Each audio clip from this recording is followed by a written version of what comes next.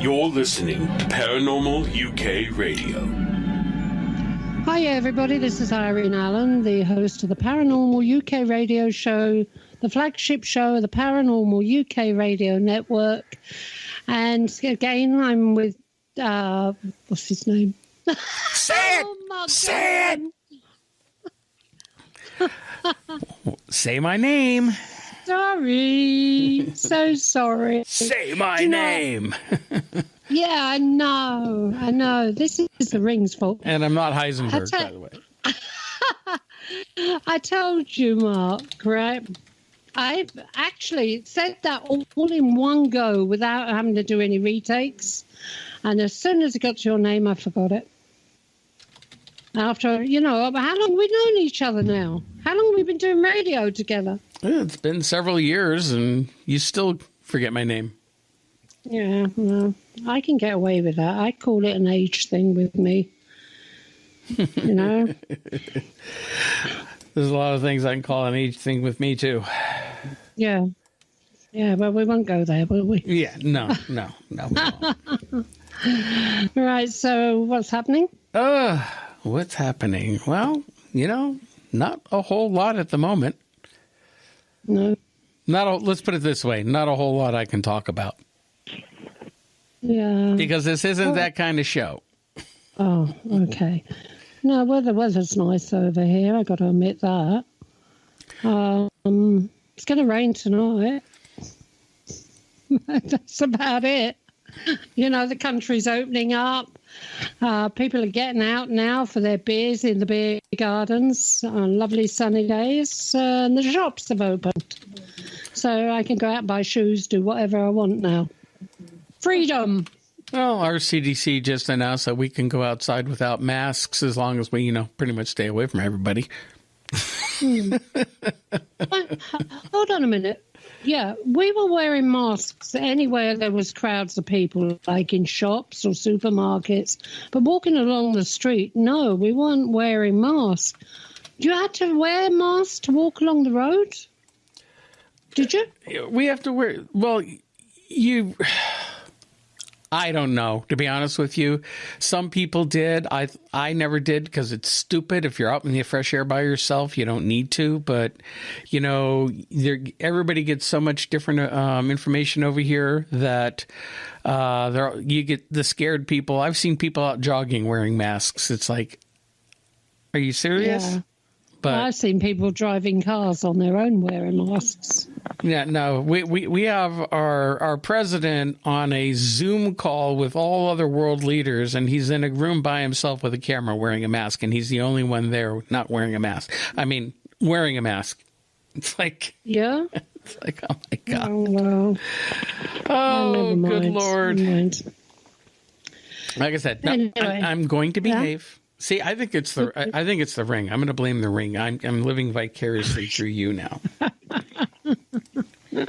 Yeah, okay, it's vibrating. The ring, I mean. Right. It's all energy.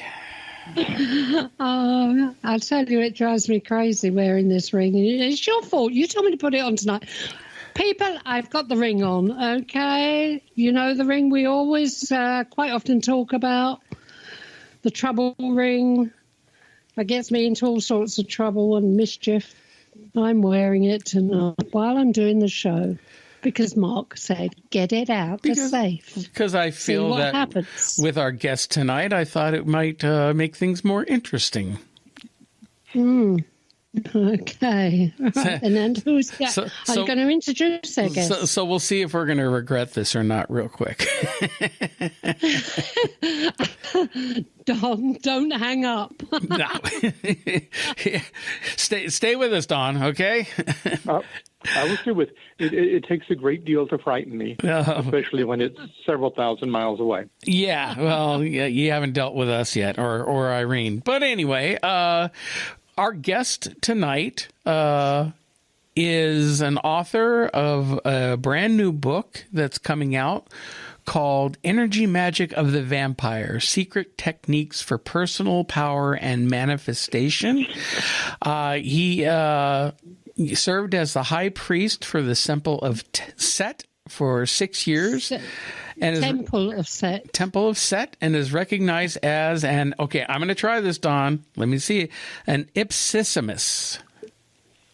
Is that good? Is that pretty close? Okay. That's very close. He's also written a lot of different articles and stories and several books, including on left-hand path practice, and one book, Overthrowing the Old Gods. So, Don Webb, welcome to the program. Thank you so much for having me. Don, first of all, tell us what an ipsissimus is. I can't say it. Like most occult groups, the Temple of Set has titles. We inherited titles from the general sort of occult stream that Aleister Crowley had, and then the Golden Dawn. The Golden Dawn had picked up the title ipsissimus because Nietzsche had begun using it in his own writing. It means my very own self.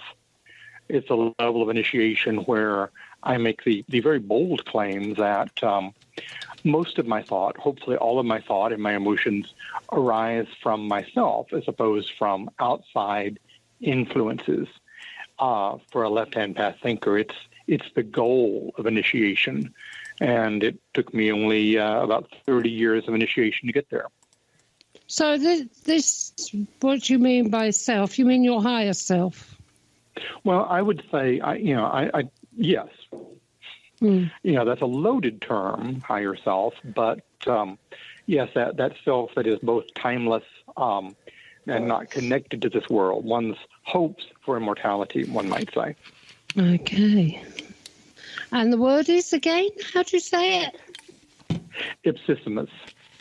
Ipsissimus. It's a Latin coinage. I think actually Thomas Aquinas was the first person who said it. You wouldn't have heard anyone in ancient Rome saying it. Oh, ipsissimus.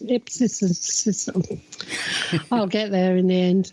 I'm terrible with long words. I get tongue-tied. So we call it ippy. Ipsissimus. Ipsissimus. Okay. Okay. Just trust us on this one, Irene, okay? All right, then. If we have to use the word again, you say it, Mark. Okay. Otherwise we'll be here I will all also day. answer to hey, you. Hey, you. Yeah. Oh, I like you already. It's funny is I can already feel the ring causing some issues tonight. Because I don't know what it is. You're the one wearing it, and yet I'm the one feeling a little naughty. Oh, no. You'll inherit it, so get used to it, mate. That's all I can say. Oh, good Lord. So, Don, let's talk to us a little bit about what is the Temple of Set?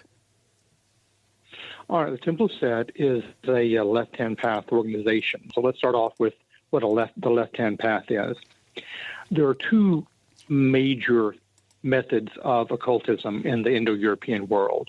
The right-hand path emphasizes devotion, purity, and ultimately becoming one with one's deity. Either, as a Christian would say, in the divine hypostasis of heaven, where you're looking at God all the time and you're basically thinking about God all the time. The left-hand path is the path of radical non-union. The practitioners of the left-hand path seek not to become one with the deity. They seek to become godlike in themselves, an independent entity that remains and influences the world long after the passing of the flesh. The left-hand path, the term originally came from India, the Vampyre, is known for being fearless in using substances that are impure, doing taboo practices, or otherwise going against the grain in order to establish the sovereignty of the self over one's cultural or social matrix. So the left-hand path in America is probably best represented by the Temple of Set, although we also have a fairly large international following in Australia, Northern Europe in particular. Now, how would you differentiate this between, let's say, the Church of Satan? And I'm not talking about Satanism in devil worshiping, but the Anton LaVey style, or there's a gentleman, Eric Werner, who we've interviewed a few times. Eric Werner, who has written up several books and is a member of the Church of Satan. And a lot of what you're saying here seems to mirror what he has mentioned about, the Church of Satan and how they view the world and their philosophies. Well, for one thing, the Temple of Set is a breakaway group from the Church of Satan. We left in 1975. However, the big difference between the two groups, the Church of Satan does not believe in immortality, in the sense of a spiritual immortality, and does not believe that there are any entities other than just people. If there are any gods, humans made them up.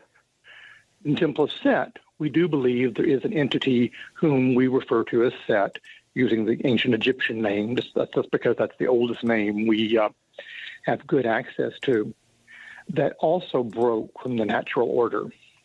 So that just as we seek to be independent, immortal beings, we would say that our patron, the god Set, is also an independent, immortal being. There are certain similarities between the Temple of Set and the Church of Satan, largely because we do have that common core belief in rejecting outward society as the number one controller of one's life. This does not mean that we're immoral or licentious. What it does mean is we look at the conventional bounds of society as something that mankind adopted to keep itself in shape. And we think maybe we need to keep our own selves in shape. And in both instances, you have organizations that enjoy diabolical imagery. The imagery of darkness is much more fruitful for the soul seeking independence than the imagery of light. Okay. Wow. Now there's a lot in there that fits in with other views of. I hate using a lot of these terms because they're so limiting, and people get certain,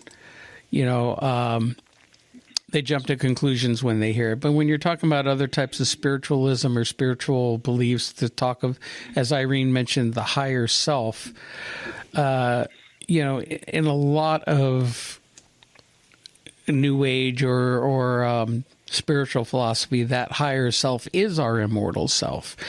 And that is the part of the, for the creator source part of us that exists and has the different experiences. Like here we are, living a human existence right now, but this is just a small part of the overall eternal higher self, or, as for lack of a better term, of, our higher spiritual being. Well, almost anyone that has any kind of practice in a large number of religious traditions, certainly long predating even, New Age thought, experiences things that clearly don't fit in with the world of 4 dimensions and 5 senses. We have things that of themselves show us and remind us largely through wonder and ecstasy that there is more to ourselves than meets the eye. The problem is, of course, as anyone in any kind of practice notices, most of humanity has almost no clue about this. Or if they do, they immediately ascribe it to whatever their own conventional religious or cultural view tells them about that. It is really hard to find someone that says, I'm going to accept for myself this phenomena that has occurred to me. I am not, however, going to immediately accept the first explanation someone offers to me. It's hard to have both a mixture of curiosity and skepticism, as well as a desire to seek wonder, ecstasy, and transcendence. You know, actually what you're describing describes my take on philosophy perfectly, because I've been searching and doing my own research for many years now, and I keep my options open. I keep an open mind, because as I've grown, my thoughts of things, I've learned and grown, and I've learned much more complex ideas and philosophies over the last few years than if you would have tried telling me some of these things 20 years ago. I would have said you were nuts. Now I'm starting to realize, hey, this might be a part of our existence. Like the idea of our reality, what we think of as a reality all around us is nothing more than an illusion. It's what we tell ourselves what reality is. Everything from our government and society and culture to spiritual beliefs, they're all, man-made. I mean, the things that humans create can resonate with truth. I mean, Plato would be very happy with that notion. But a lot of the things that humans create, they create to limit themselves so that they fit together really well. We have a lot of people on this planet. There's 8 billion people. And we have to have in each and every culture some way for people to police themselves. Because otherwise you would have 8 million people with a lot of, strangely passing ideas. Most people can't step away from that. And that's a good thing, because we don't want them to step away from that. They may have the intelligence, but not the wisdom. They may have the wisdom, but not the intelligence. They may have an inadequate desire to be seeking after important truths. So you always want to keep the number of initiates small, but keep the society as free as possible otherwise. Well, with your book, Energy Magick of the Vampire, and I will say again, and we'll repeat this at the end of the program, this book is not yet out yet. It's coming out June 1st. Now, in the synopsis, it mentions that this is an initiatory guide. And it talks about you sharing a 9-month process to awaken and initiate you as a vampire and allow you to actualize your hidden potential. Can you go into a little bit more detail about what that means? Okay, I'll talk about a couple of things there. One, the first part of the book just gives a few basic vampiric magical practices. And you should try these. You could say, wow, I really like the result, or I seem to have some talent with that, if you decide you like it. Because it's always going to be based on the user, not on even someone as august as myself telling them, but the individual.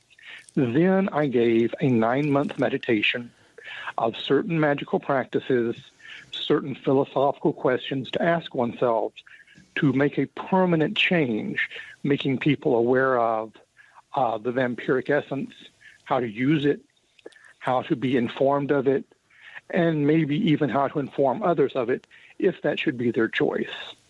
So there is a 9-month initiation. Then I have 2 more sections in the book. I have one section that I've decided to go into something that is never talked about in occult books. What happens years later? In every occult book, if you go into your occult bookstore or your occult section of Amazon or whatever, there's any number of books for beginners. Your first sampler, the runes or the I Ching or how to do spirit phenomena, whatever you're looking for. There's never something that says, hey, you've been doing this for 20, 30 years. What should your life be like? So in the third part of my book, I deal with being an adult, being a mature, functioning citizen that has darker occult practices. And the last part of the book, I gave people a lot of resources. I mean, I'm someone who's been a practitioner for just in the Temple of Set for 32 years. That means I've covered a lot of ground. Now, there's a lot of ground to cover. There's things to read, stuff to try, places to visit. But what I've done is I've tried to give you 32 years in a kind of condensed form. So hopefully that's a kickstart for other people's initiation.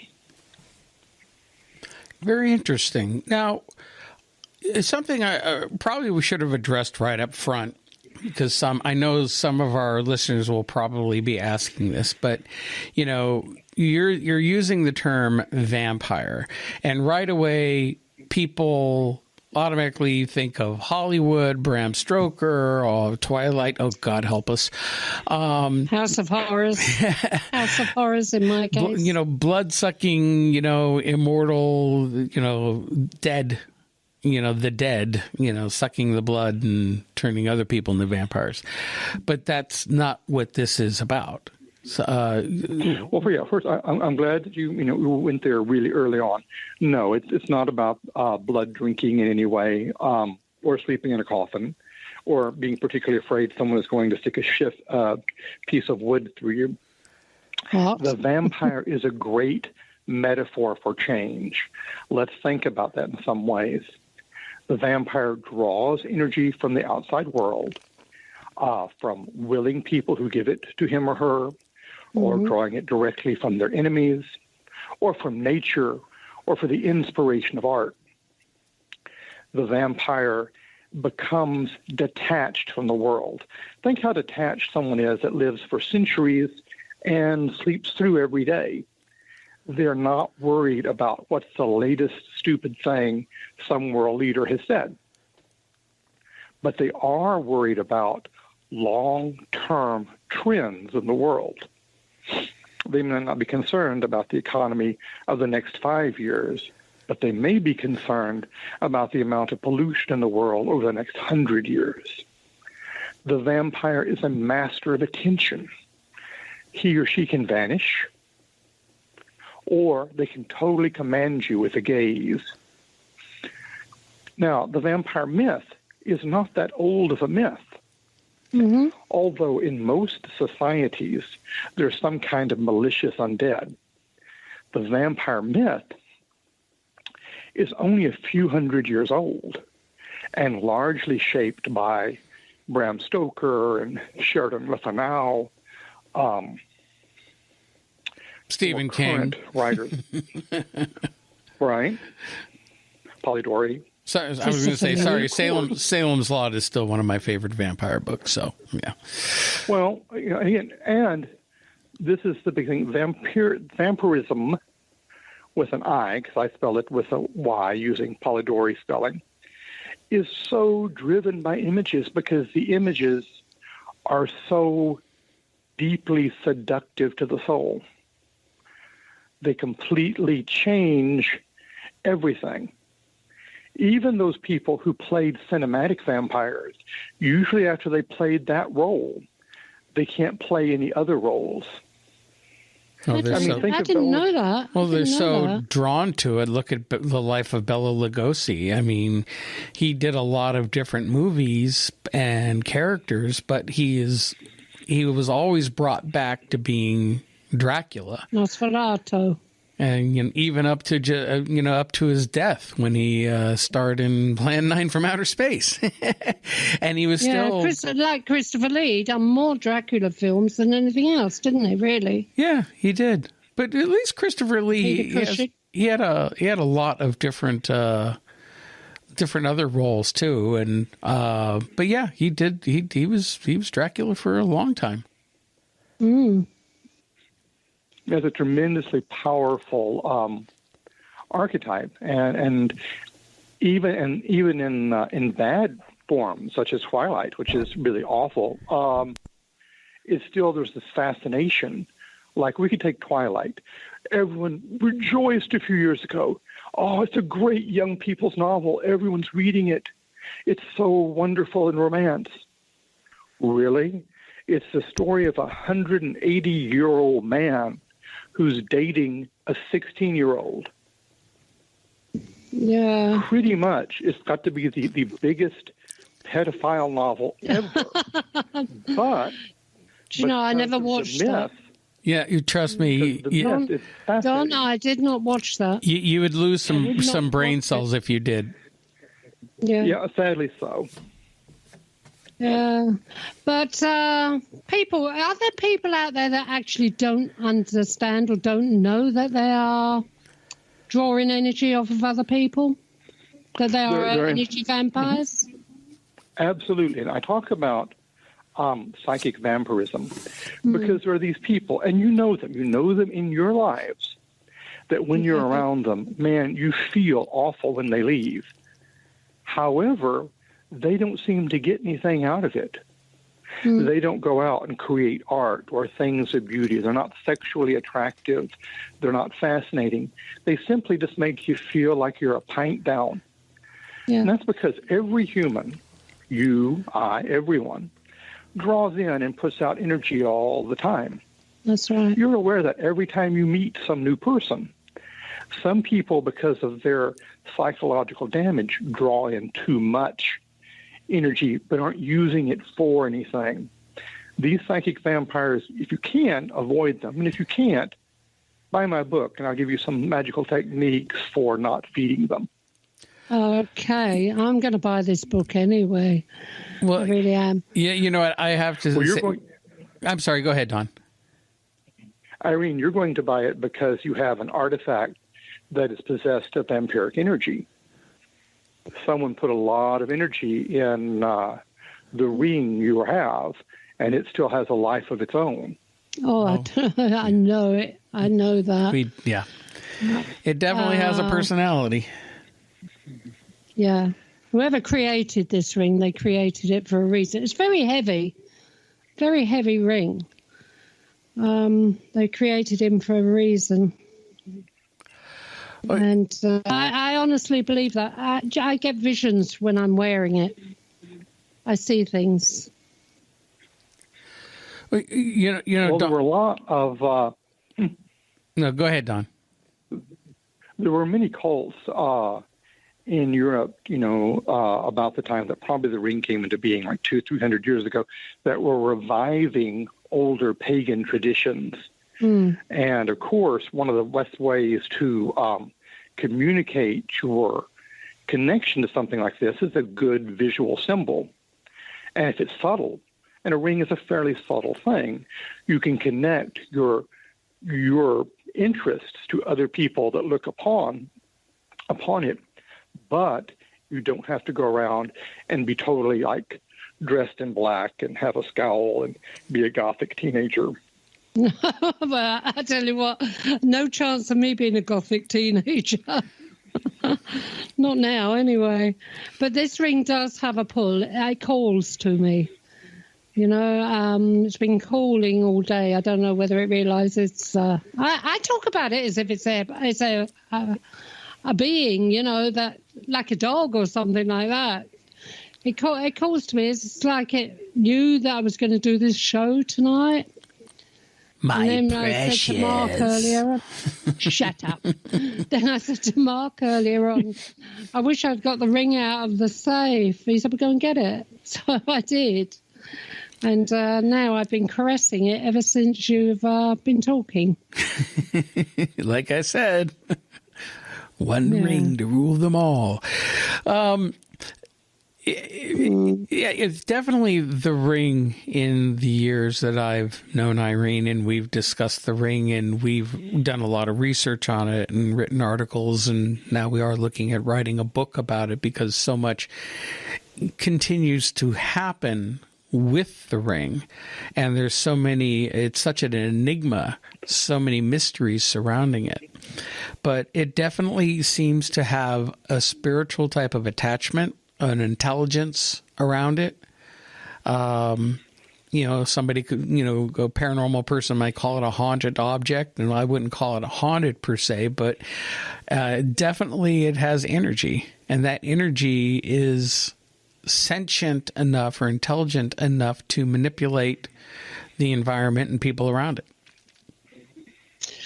Can I tell you a story that happened last week?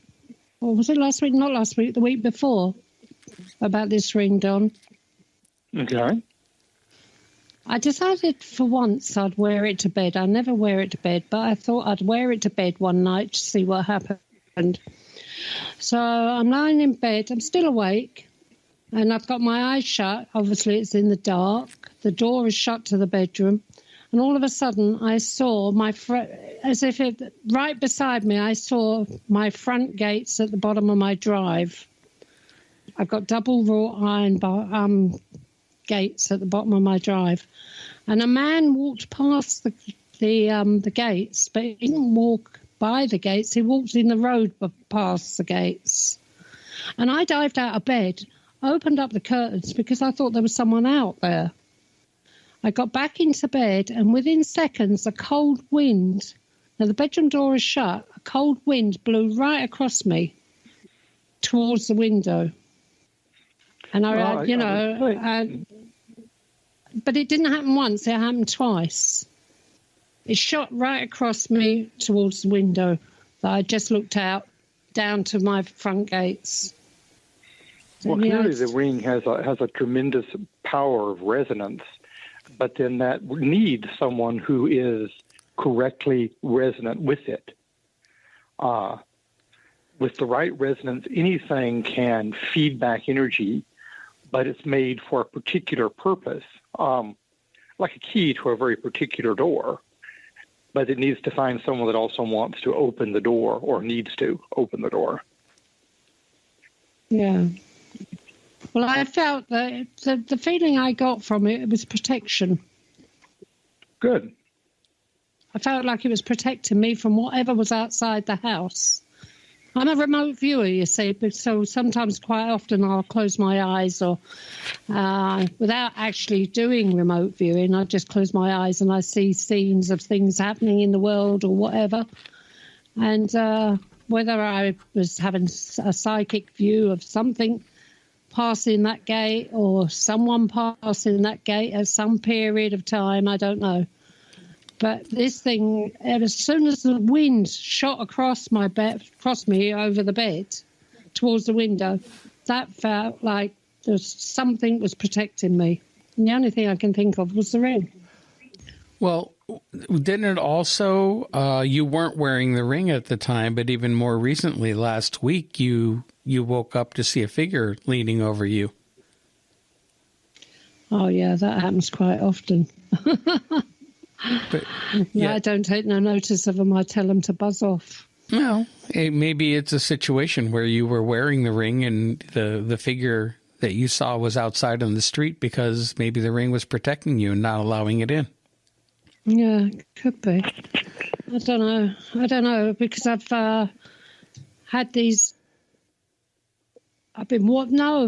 last week as well, there were the eyes in the darkness, the two eyes, half a face, just half a face, or just to the nose, the eyes, and the colour of the skin was very, very grey colour, and the eyes were blue, but instead of having a black ring around the iris, they had white rings.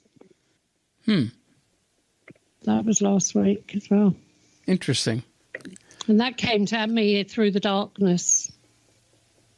Because that's the one I turned around and said, what do you want? Normally I would turn around and say, go away, very unpolitely. It would end with the word off. But this particular day I said, what do you want? And it just disappeared. So I don't know. Sorry about that, Don. No problem. Do you think this ring has got something then? Sure. Yes? I think it does, but I think probably the activating power is yourself. That makes sense. Yeah, it does. I mean, to use a very crass metaphor, obviously this cell phone I'm holding in my hand can do a lot of things, but not unless I turn it on and do certain things. to make it do all of its wonders.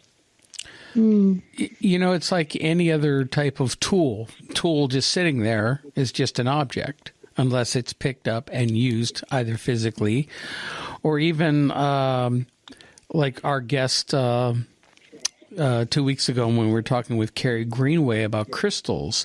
You know, crystals and people who work with them, the crystals themselves don't do anything. It's when the person or it comes in contact with a form of energy that the crystals can vibrate and can be used as a tool. But of themselves, they don't have the power, which I feel is the way with most objects. They might have an energy about them, but again, to be used properly, it needs someone, you know, using that tool. Okay. Right. So I'm more than likely the key to this ring, and whoever wore it before me and whoever wore it before him was also the key. Mm-hmm. And the ring has absorbed the energy from whoever the owners were that treasured it and looked after it. Well, and it informed you who to give it to when you're done with it. Yeah, I'm leaving it to Mark in my yeah, will. what the hell am I going to do with it? Look after it. Look after it. Yeah. Gee, thanks. Yeah. But, you know, it's shown me previous owners as well. I saw it with a man. Never mind. I'm taking over the show. Sorry about this, Don. Can we go back to your book? Yes, absolutely. Well, but I'm enjoying every moment. You are both delightful people. Oh, don't trust that. I can be very naughty. Yeah, wait till we really get going, especially when she and I are taking the mickey out of each other. You know, now, again, we were talking about energy, and you talk about vampire energy and magic. Now, the terms energy and magic, to me, seem interchangeable, because energy in itself, there are all different forms of energy, and there's so much energy that we don't understand. Who was it? Was it Arthur C. Clarke? And I'm paraphrasing here, made mention that any advanced technology would be, you know, likened to magic, to like somebody who is not advanced. Same thing with using energy and the types of energy manipulation that a lot of people who work within the occult or in other practices use. Now, you talk about vampire energy. I know in Wiccan and witchcraft, they manipulate the same types of energies, whether natural, spiritual energies as well. And you also mentioned in the synopsis for your book that the vampire is like a shaman who's skilled in gathering and using and storing energy for magical power and liberation. I personally have studied shamanism and studied being a shamanic practitioner at one point. So I kind of understand, you know, connecting with these other spiritual types of energies in order to manipulate for a certain outcome. Well, magic is the art of magic. People are oftentimes confused because they're confused by the symbol system or the metaphors used to describe it. And so they can then lose track of the fact that magic originates in the mind and most generally will have an effect either in the mind it originated in or in the minds of people who can receive its symbol. Now, the grosser the magic, the broader the scale, the more people can be manipulated. Most of what we call, say, advertising in the world, certainly any earlier thinker, if you watched some late Stone Age shaman look at that, he would, of course, immediately recognize that as magic. You know, the introduction of certain images and songs that then go and live in other people's heads. Think how much of your own brain is leased to other corporations. I can hum the McDonald's song, and you will immediately think of McDonald's. Yeah. What an amazing thing, right? They actually have real estate inside your skull. Jingles. Jingle. All the, the commercial advertising, everybody can name, hey, I can even think back, going back, good Lord, almost 40 years. You can think of Dr. Pepper. I'm a pepper. You're a pepper. We're a pepper, and the dancing and the song. And yet they haven't used that in 40 something years. And yet it still sticks with you. It's like it has its hooks into you. It has that kind of energy for people. As old as me, anyway. Oh, well, actually, every human. Consider right now, if I were to show you if I say the word Santa Claus, every one of your listeners has exactly more or less the same picture of the way this guy is dressed, right? Yeah. Yeah. He's wearing a outfit of a particular shade of red. Now, is that related to the actual myth of St. Nicholas? No, not at all. Where did it came from? The Coca-Cola Company, in the last part of the 19th century, hired an American cartoonist named Nast to print Santa Claus. And they said, please, please, please, have him wear a coat that is exactly the color that is licensed to the Coca-Cola Company. If you go back before, say, 1880, Santa Claus almost always wore green, brown, or white. Yeah. But one advertising campaign, and Coca-Cola took over Santa Claus.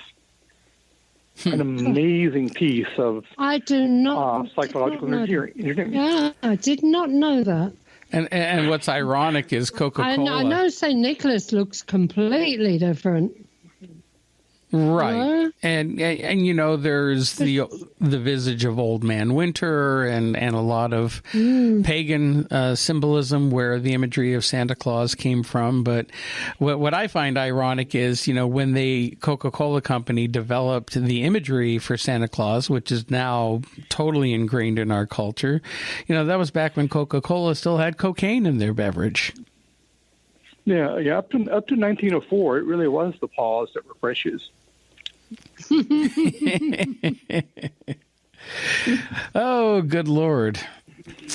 So with this type of imagery and energy, you're talking about manipulating people. Now they do it through advertising, but how can someone who has studied or gone through like your processes that you're sharing of awakening and using this type of energy, what type of other types of manipulation can they do with other people? Is it making somebody like do something that they wouldn't normally do, or is like a form of hypnosis, or is it more of like, nudging someone in a certain direction? Well, you can do both, right? Because it all depends on the effort you're willing to expend, and this, of course, then raises all sorts of ethical issues. I'll give you two very simple examples. Now, the vampire uses anything that works. It's always going to be a matter of practicality. It's a very pragmatic approach. Now, I will share you one of the methods that comes from an unlikely source.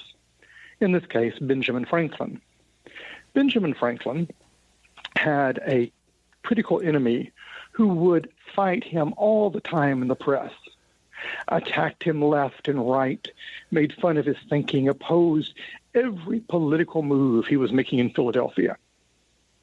Now, someone of a lesser mind than Benjamin Franklin would simply confront this huge source of energy. But Franklin made a completely vampiric choice. He was like, well, what if this huge source of energy worked for me? How can I do this? His method was simple. He wrote a short letter to the person saying, I really enjoy your writing. You're clearly very bright. I know you have a large library. Do you have a certain volume? Because I would like to borrow it.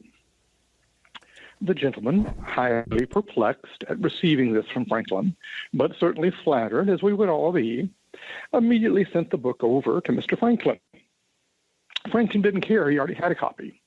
But he held on to this guy's copy for a while and returned it because he knew, long before we even had the words cognitive dissonance in English, that the man would begin to wonder, well, why did I do this thing for Benjamin? I must be his friend. My actions are different than what I think they are. And he became one of Franklin's supporters. The vampire, in any level, whether using magical energy, sexual energy, physical energy, wants to have people aligned with them. Now, we see that, of course, in the archetype, right? How does Dracula get all the things done in Britain before he even arrives? Well, he gets Renfield to do them. And it's very important to have people who will help you out. And to do that, you have to control their psyche to a certain extent. Is that what you would refer to as a servitor? Oh, they can be, that would make it, makes them into a human servitor. Now, to do that, you have to have ethics. When is that permissible to do? When is that wrong to do? Am I treating these people the way I should be treating them? And in some ways, of course, that works pretty well in a capitalist society like we have in the U.S. because everybody's a servitor of somebody. Your mind, Mark. Right, to a certain extent. What does Mark do? Mark spreads your word. Mark edits these wonderful broadcasts you do. He has increased your standing in the world. But it's a reciprocal relationship. You have done things for Mark. You've increased his fame. You've increased the circle of people he knows because it's deeply important to him to know interesting people all around the world. Both of you have an energetic exchange going on every time you interact. That's true, isn't it? Very Mark? perceptive. How often have we said that? Yep. Don, you're not that I've made you more famous. I haven't said that. We haven't said that. No. But it's like this. There's this energy cord attached to each of us. We kind of know what we're doing, what we're thinking, and all sorts of things. And Mark's getting a lot of activity there at the moment. So, yeah. Now, that's very interesting. What? Now, no, go ahead, Don. How often? I'm sorry, what? No, go ahead, Don. Go ahead. Consider how often you've actually seen some of your own vampiric energy working, even though you would not perhaps have called it that. How many times in your life you're at some large gathering, you're in an airport, you're being seated next to someone on the bus, and amazingly against the odds, this person is in some way the person you need to meet, the authority on the subject you're seeking to research, the owner of something you want to find out about.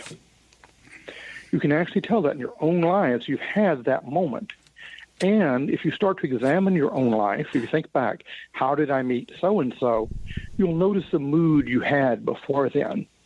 You will actually have felt the vampiric essence in you that reaches out into a crowd and says, that person, I need to be next to them. Or perhaps they, having a similar experience, chose you. So in fact, really, we've all got this ability. We all got this vampire energy that we're able to use.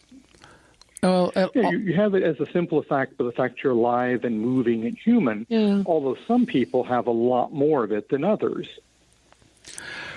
But then there's also the energy vampire, and you know what, Irene? It's you as Don was just talking about, people that you feel attracted to, you feel you need to be a part of. I feel that there's the opposite as well. Well, there's the ones of the predatory nature that are using your energy or trying to take your energy for their own. Your former business associate. Yeah. I think is a perfect example of that. He was sucking you dry, trying to use your energy to increase his own, fame, fortune, whatever. Yeah, that's true. And now you get down to the heart of it. When we have exchanges with people, are these exchanges that both sides walk away empowered from?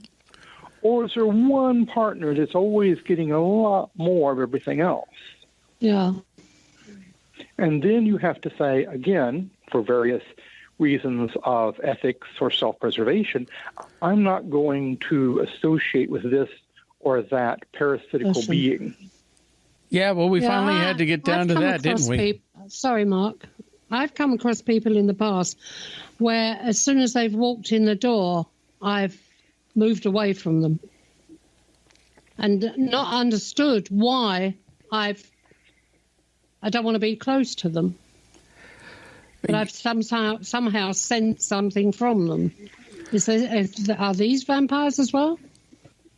Well, they're not vampires in the sense I'm writing about. They're simple psychic vampires. They're people who, because of their great need in their lives, and usually it's because of some trauma they've been through, are just sucking energy from anywhere and anyone. Yeah.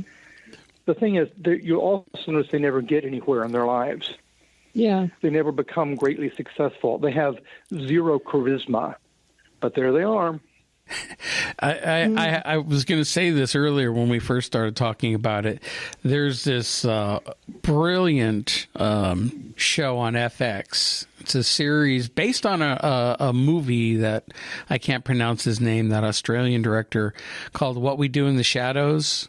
Have you seen it? I have indeed, and I think it's quite delightful. In fact, it's pretty much a number one show among all the members of the Order of the Vampire in the Temple of Set.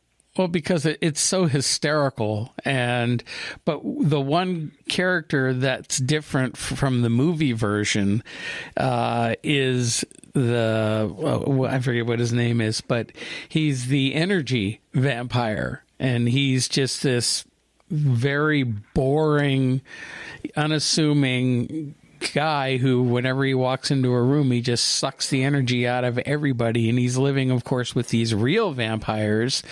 But I just thought that was a great kind of an inside joke about those types of people who do that for real. They'll suck the energy out of a person or out of a room. And yet they don't really, you're right, they don't really go anywhere like this character in this show. But yeah, I love the show. I find it hysterical. It's on there. No, the show has a great deal of interest because it plays, in addition to just being really funny, which is the best reason to watch it, it plays with so many of the archetypes. Why do we find, why these things develop the way they've developed? You have the seductive vampire, you have the terribly disfigured Nosferatu type figure that shows up for a season. All the elements of these myths, it's just odd that they resonate so well with the people that consume them. Now, if you looked at vampires in folklore, before Bram Stoker, before Dr. John Polidori, vampires were really awful. They smell bad, they were bloated, they were full of blood, they were usually extremely hairy. Nobody was thinking, wow, I want to take that to bed with me.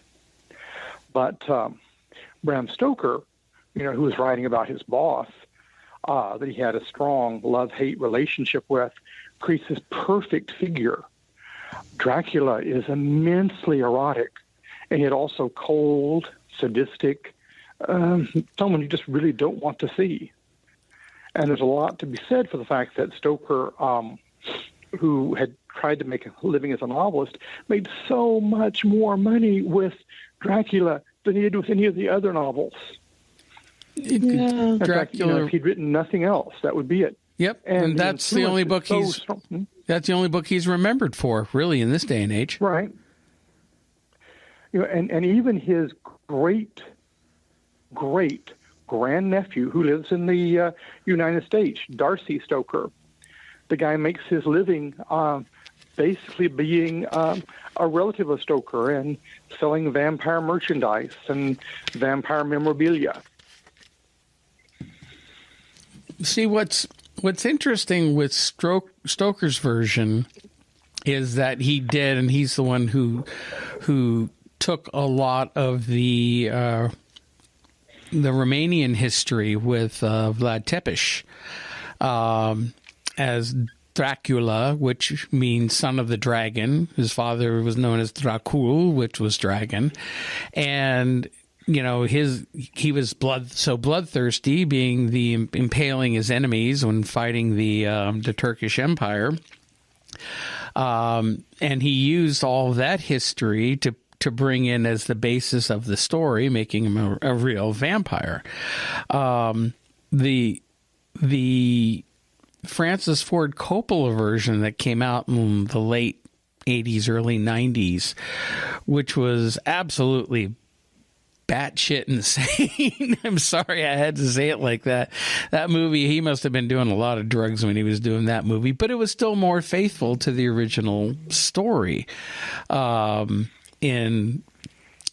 there's all the myths that vampires can't be out in daylight, or they burn to a crisp, like the Anne Rice novels have them do, or whatnot, or I don't know. It's just a lot of the different lore, and again, really ramping up the eroticism and the sexual aspects of it. Now, speaking of that, you do mention, and you talk about in your book, about different types of magic practices, which would include money magic and sex magic. Can you talk a little bit about those? Well, sure.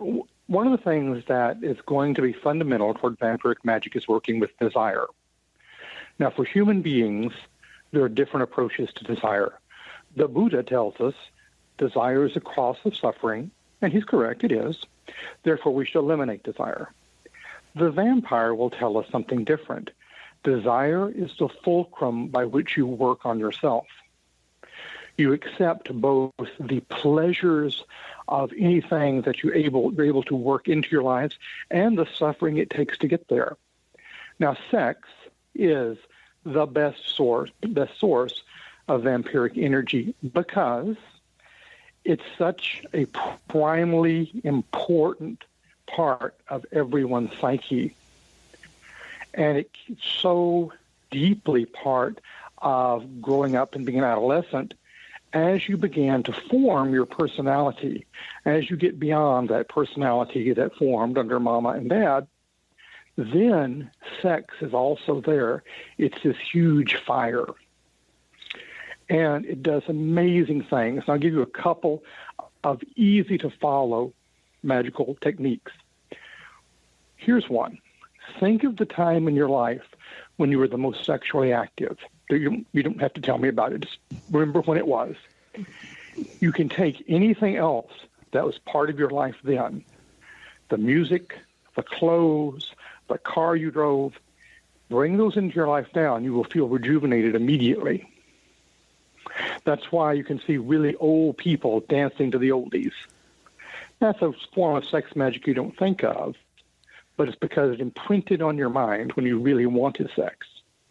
Of course, doing certain magical actions during sex is a very powerful technique.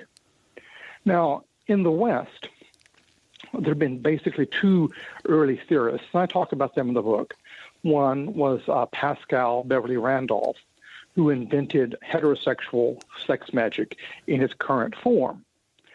You'll see that taught in a lot of occult orders, such as the Ordo Templi Orientalis, but they'll tell you it's Tantra. It came from the East. No, it didn't. Eastern stuff looks different. It came from one guy.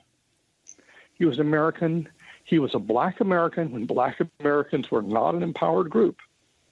Homosexual magic largely comes from Aleister Crowley. Now, Crowley had a huge transformative moment. When he was divorcing his first wife, he was touring North Africa with a Jewish poet that he was very attracted to, Victor Newberg. Now, up to the tour in North Africa, Crowley was very aware of his homosexual tendencies, but he was embarrassed by them. He felt it wasn't manly. Hey, there's something wrong with me. Yet one day, during a magical working, a very complicated working using the Enochian keys, Crowley had Victor Newberg fuck him. Suddenly, at this moment there on a hill in North Africa, as he is screaming words in Enochian that Dr. John Dee had written down, he discovered powerful emotion equals magic, and sex will give you the most powerful emotions. Crowley came down from the mountain just like Moses and proclaimed his law. Now, this is still a huge and kind of forbidden topic for various reasons, because sex is a forbidden topic in our society. Oddly, though, getting back to an earlier thing we talked about, people who then use the images of sex can manipulate the psyches of others. Next time you see an ad for a car, you will notice one of two things. Either the driver is a gorgeous woman who then later in the ad interacts with other gorgeous men and women, or it's a gorgeous man who has at least two gorgeous women in the back seat. Now, that produces this deep notion that if you go and buy this car, these men or women come with it in some strange fashion. Maybe it's a part of the lease I never signed. But these manipulate things. Now, here's the great key to magic. Anything that manipulates you, anything that excites you, can be used magically. Money, of course, is this thing we have a strange and bizarre fascination with. It is unlike any other human need. For example, if I eat a beautiful roast turkey dinner, I do not walk away from the table and think, I want another roast turkey dinner right now.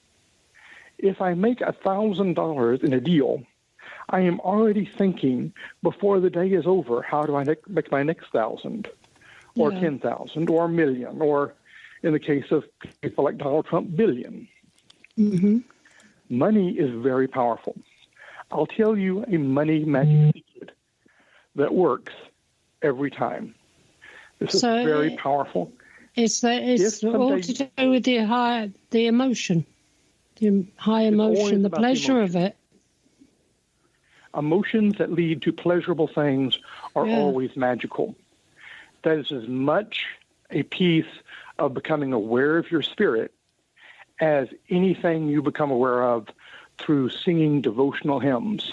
Mm-hmm. This is your physical body becomes aware of your energetic body. Interesting. No, I've learned something. And I'm not going to go and do sex to get it either. Well, anything that you need to do, it doesn't necessarily even have to be sex with someone else. It doesn't even have to be sex with yourself. It just has to be strong desire. Would that equate to lust? It does equate with lust, right? And it's one of the things that the church warns us against. Now, I don't mean that you should ever, with your lustful ways, impose your will on another, because that's distasteful. You're not allowing them to become the selves they may become. But why should lust itself be a sin?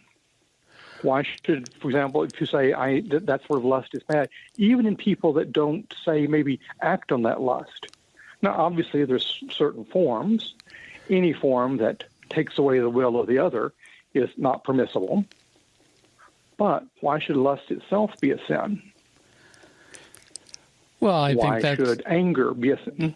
Well, I think you mentioned that with, when you're talking about the church, anything having to do with pleasure or self-gratification, they always make it as a sin, because you shouldn't feel good about anything other than God. And if you're thinking of what they call sins of the flesh, it's a way of controlling you, trying to stamp out or control your natural human tendencies. Now, there's also the other side of the coin. It's like those who take something too far. Now, you talk about lust, and you may lust after something and not act on it, or you feel that attraction, unrequited love, lust, or something like that. I mean, heck, in high school, I had crushes on several different girls, and who wouldn't give me the time of day. And was there a bit of lust there? Heck yeah, I was a young teenage boy, but would I do anything about it? No, because they didn't want anything to do with me. So it was what it was. And then you learn to move on. But there are people who take it to extremes, people who perform rape, or they use other people physically, whether it's, sexually, or whether it's other types or forms of physical or even mental or emotional abuse. Now, one should always be aware that if you're going to say that your ethic is, I want to evolve as an immortal self, then you always have the clear ethic, I can't do anything that is going to remove that self's possibility for evolution. You can't say, well, I am superior in some way, I can go take that. No, wrong, you have failed. There are people that will have this. And there's the other big issue when dealing with sources of pleasure. The magician, the vampire, must do a couple of things. One, you should have high goals, because you should have that struggle of getting it as well as the culmination of receiving it. But two, you must always think of these things: lust, greed for money, greed for whatever. These are fulcrums to work on the self. They are not the objects of the self. Think how terrible it would be if you spent a human lifetime always thinking about money, and that money itself was your great, summum bonum. Then after you die, what little tiny soul you may have will have exactly one interest, which will be money. Maybe you'll just become some kind of transparent wraith that haunts a bank vault or something. But there's not a universe filled with wonder open to you. What's the old adage? You can't take it with you. You can't. Well, unless you're Egyptian. They were pretty good at that. Yeah, well, hoarding it in a tomb, but whether they actually took it with them, that remains to be seen. What about the desire to destroy somebody? Does this come into it? You have a very important question. Can you do magic that is destructive? And the answer is yes, of course, but why are you doing it? For example, in my home, because I'm an American and we all keep guns, even though I'm liberal, I have a gun. I have a gun for defense of the home. Yeah. I have never, in 60 years of my life, pointed a gun at a human being. I have no desire to ever do that. But yes, I have the gun. I clean it regularly. I occasionally go down to the range and shoot it. Why? Because one of the things that I take as an absolute, someone comes in my home, particularly if they mean harm for my wife, I will use that. Yeah. So I will never say you can't do destructive magic. I would just say, why are you doing destructive magic? Because if it's just because you hate someone, that's stupid. Hatred is a way of feeding energy to someone else. That's why you can have politicians who can be loved by half the country and then hated by the other half, who are then extremely powerful, because everybody is thinking about them all the time. And the wackier they get, the more power they often have. Yeah. Good analogies, especially if, and again, it goes back to what I was originally talking about earlier in the program, tools like gun, or gun ownership. I know I have friends who are just so anti-gun that, you just mentioned the word gun and they just throw a hissy fit. And as someone who's grown up with them and taught right by them, by my father, and treating it with respect, it's a tool like anything else. And a tool in the hand of the wrong person can be used for destruction. Luckily, I think most people have that respect for it or are taught right on how to use these types of tools. And yeah, I mean, it all comes down to that every human, regardless of their philosophical, religious, political background, should be taught respect for life. And then after that, respect for freedom. The other things, the things of magic or faith or whatever, in their adult years, if they're balanced, then they can take those things up. Yep. The part of the problem, I think this is one of the reasons why we're seeing a lot of what we're seeing going on right now, especially in this country, in regards to the violence, is there is no regard. People are acting out. It's one thing to protest. It's another thing to just destroy and burn and hurt other people and get off on it. And a lot of these younger people don't have that respect for life. And you could blame it, you could finger point on a number of different things, anything from, the home upbringing to, violent video games. And, and some of that has some merit. I mean, when you have a game like Grand Theft Auto, where, the goal is to run over people and kill people and you gain points for it, or, killing hookers or something. I mean, it's just, and that's entertainment, and that's what these kids grow up with. And then acting out in real life. And again, that's just a very minuscule part of it. I'm not blaming video games for all the problems that are out there, because God knows I played my share of violent video games. But, it depends on the person. And again, it's, as we talked about earlier, the form of energy manipulation that is going on in our society. We mentioned commercials, but you know what? Video games, movies, all of these things all the social media all act as form of energy and manipulation of people. Yeah, I mean, the one thing to think of in kind of big general terms, and I'm getting by the way, and soon I have to leave this lovely forum, so I'm just going to try to sum up that. Okay. If the energy is taken out of you, if you're giving energy to whatever, by the show you're watching, your time on Facebook, the drugs you're buying, think where the energy is going. Is that where your energy wants to go? Or is it being taken from you? And that can change a lot of things just on a day-to-day basis. Before I leave, I'm going to do a very writerly thing. I also want to mention that in addition to this book, which is about coming out now, The Energy Magick of the Vampyre, which is from Inner Traditions, and I think in America it's going to be out the 25th of May, and I think in the UK, the beginning of June.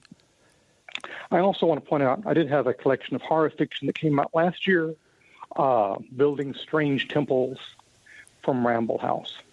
So if you don't want to bite into the dark stuff in the how to do it section, but just be amused by it, you might go look at my horror fiction. All right, guys, what last question can I answer? I'm going to definitely be buying some of these books. I've learned a lot tonight. I've been sitting here, honestly, I have been sitting here absolutely gobsmacked at what you're saying, because a lot of it resonates with me and I can understand it. And I've learned, and I've also learned a lot.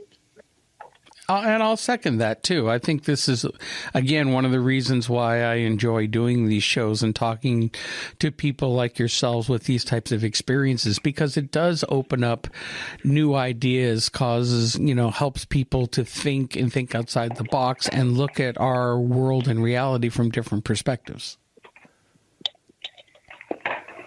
one thing I will ask, how can you protect yourself from somebody that is trying to take your energy? Well, if you can't simply walk away, Yeah. one of the simplest things to do, that's very easy, this is just does not require a lot of training, is in your own mind, think of a well that is drying up, Okay. or a river that is ceasing to flow, or just a fountain being turned off. Just become inside yourself not a source to others. And you will notice very abruptly they will look slightly confused and then suddenly have no interest in you. I'm going to try that. I'm Fantastic. definitely going to try that one. Okay, Don, thank you very much. And yes, Don, thank you for coming on. And again, for our listeners, the book is titled Energy Magick of the Vampyre, Secret Techniques for Personal Power and Manifestation, written by Don Webb and published by Inner Traditions, which I want to give a shout out to because we have a great relationship with the folks over at Inner Traditions, and they recommended you being on our show. So wanted to thank them. And thank you, Don, and for coming on. We really had a great time talking with you. What was Thank the you date so of the much, book? and Sorry, Don, what was the I date wish again? you well. Pardon? I told you we'd talk over each other. What date is the book being released again? I believe in the United Kingdom it's June the 1st. In America, it's going to be May 25th. And, of course, you can pre-order it now on Amazon and other book suppliers. Yeah, I was going to ask if it could be pre-ordered. Okay. Okay. Well, Don, again, thank you very much for coming on, and we'll hope you have a good night, and we'll be talking with you soon. Okay, thank you, Don. I wish the best for you as well. Thank you so much for having me. Don, if you pick up anything from the ring, let me know. All right. Any feelings, any emotions, anything at all? I'll spend a little time tonight meditating on the image that Mark sent me. Yeah, I also sent you a link to the Facebook page, which has a lot more pictures and some of Irene's experiences as well. Okay, thank you so much. Okay. All right, Don. Well, thank you, and have a great evening. Okay, Don. Bye. Bye. Well, that was very, very Amazing. Interesting. That was amazing because I learned so much from it. And you know what? It's like I liken it to like when we talk with Eric Verner, although we haven't had Eric on in a long time. So maybe we should bring him back on. Again. Yeah, he's always a great guest and very misunderstood. And I think that Don's book and what he participates in is also a very misunderstood section of the occult. And a lot of people would look at it, especially, from a religious point of view, as being satanic or very evil or dark. But I think it's just another version of a lot of different cultures out there that learn to work with energy, manipulate energy, and coming from a particular viewpoint or social structure. Well, I've often thought that, about people draining energy. I do know that happens, but also about the folklore of vampires. This is what everyone thinks. It's either the folklore or the films, isn't it? Yeah. Every country has its folklore vampires. It's mythology. This is the words. I can't get these long words out, Mark. The mythology. Mythological vampires. Yes. Ghost fairies that drain energy from you. Or the undead, from vampires to zombies to, whatever. Yeah. It's the otherworldly creatures that are not alive as we think of them. And as you mentioned, the fae, the, trolls, or anything of a mystical nature. But again, it goes back to, and I'll be talking a lot about this on my new show here on the Paranormal UK Radio Network, Astral Perceptions. Just did the premiere episode last week. I'll have another new episode coming out this week, and a lot of it will be talking. That's a dig, people. That's a dig. Astral Perceptions with Mark Johnson. That was my plug. That's your plug. But you know what? I'll be talking a lot about energy because I think, everything is energy. Even astrophysicists, understand that we're all made out of energy. Both the physical matter, which is part of energy, spiritual energy as well. Yeah. So it's very interesting. So very interesting. Is the ring still making you feel naughty? No, how do you feel? I'm feeling a little bit better now. Did you take him off? You took him off, didn't you? I put him back on. I was playing with him earlier on, stroking his head and his face and one thing or another. Yeah, there was at one point, this has been a weird night because I was feeling the energy really heavy tonight when we first started the show. I had a severe tingling on my scalp, which usually tells me I'm picking up on some sensations. And and also feeling a little, I don't know if naughty is the right word, just, a little more energetic and mischievous feeling tonight. Yeah, that's unusual for you, isn't it? Yeah, usually I'm as boring as whale crap. So I've just taken him off my finger again, and I'm sitting looking at him, and well, it's the ring, isn't it? Yeah. Well, we will be working on our book. You will be working on our book. Well, you'll be working on it too. I mean, they're your experiences. You own the ring. Yeah, and don't forget, I've got the Psychic Spy coming out again. That's true. Yeah. A Psychic Spy, Operation Paris.